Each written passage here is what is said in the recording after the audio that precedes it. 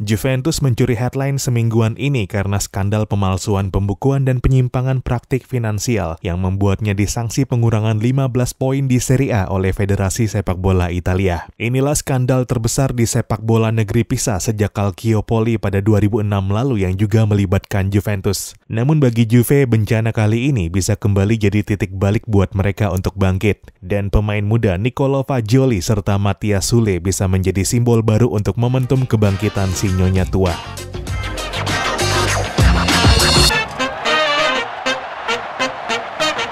Halo dan selamat datang kembali di Papa Bola. Ya, 20 Januari lalu Juventus disanksi pengurangan 15 poin oleh Federasi Sepak Bola Italia di Serie A, yang kemudian membuat Juve terlempar dari 4 besar dan mendekam di peringkat 10 dengan hanya 23 poin dari 19 pertandingan. Juve pun terancam gagal ke Liga Champions musim depan. Ada gap 14 poin antara Juventus dengan 4 besar Serie A saat ini, namun masih menjaga jalan ke kompetisi bergengsi benua biru tersebut lewat Europa League, yang babak playoff-nya bakal dimainkan Juventus pada laga 2 leg 17 dan 24 Februari nanti melawan Nantes. Namun dengan terjalnya jalan yang mesti ditempuh, belum lagi dengan situasi yang gak kondusif, Juventus berpotensi kehilangan pemain-pemain bintangnya yang kini masuk radar klub-klub Eropa, lantaran sulitnya Juve menawarkan persaingan di level tertinggi musim depan. Belum lagi Juve tentu perlu melego asetnya untuk melegakan kembali kondisi keuangan mereka. Sebenarnya gak sedikit penggemar yang menyambut positif situasi tersebut, karena dengan begini Juve seolah merestart lagi kelangsungan klubnya, baik di dalam dan luar lapangan, dan akhirnya memberi ruang bagi pemain-pemain muda untuk bisa lebih banyak bermain, yang untungnya Juve memang telah memiliki pemain muda yang sangat potensial. Bicara pemain muda, Niccolò Fagioli adalah prospek terpanas Juve saat ini. Usianya masih 21 tahun dan telah menunjukkan permainan yang makin mapan. Seorang central midfielder serba bisa, jago bertahan, jago pula menyerang, termasuk bermain di sektor flank. Fagioli pelan-pelan menjelma menjadi pemain terpenting Juve.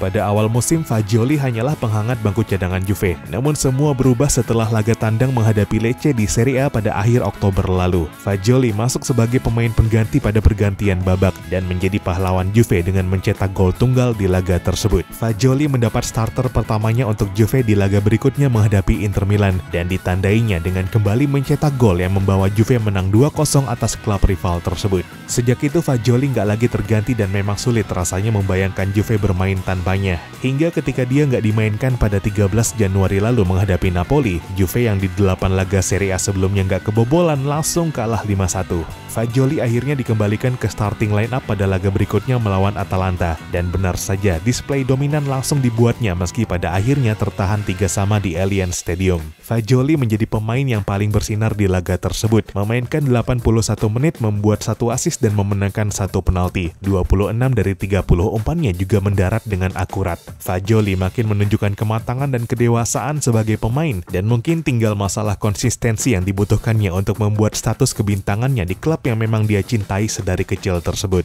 Fagioli adalah harapan baru Juve untuk bangkit dari keterpurukan yang kini dialami, dan beruntung buat si Nyonya tua, Fagioli bukan satu-satunya pemain muda menjanjikan yang kini mereka miliki. Di usia 2 tahun lebih muda, ada Mattia Sule yang mencuri perhatian lewat display impresifnya ketika dipercaya menjadi starter pada laga 16 besar Coppa Italia melawan Monza 19 Januari kemarin. Sule dalam 60 menit bermain melepas 18 umpan akurat dari 22 percobaan, memenangkan 1 duel dan melakukan 2 kali recovery di laga melawan Monza. Namun yang paling disorot adalah kemampuan build up-nya yang sangat baik. Sule adalah winger kanan dengan kaki kiri yang mematikan, kriteria ideal untuk seorang winger yang kemampuan dan permainannya selama ini kerap disamakan dengan kompatriot dan seniornya Angel Di Maria yang kebetulan kini sama-sama bermain di Juventus. Namun di luar kemampuan winger yang dimiliki, Sule juga menunjukkan kebolehannya sebagai pemain nomor 10 berkat kemampuan playmaking-nya yang ternyata juga menjanjikan. Sebagaimana posisi tersebut dimainkannya juga di laga melawan Monza kemarin.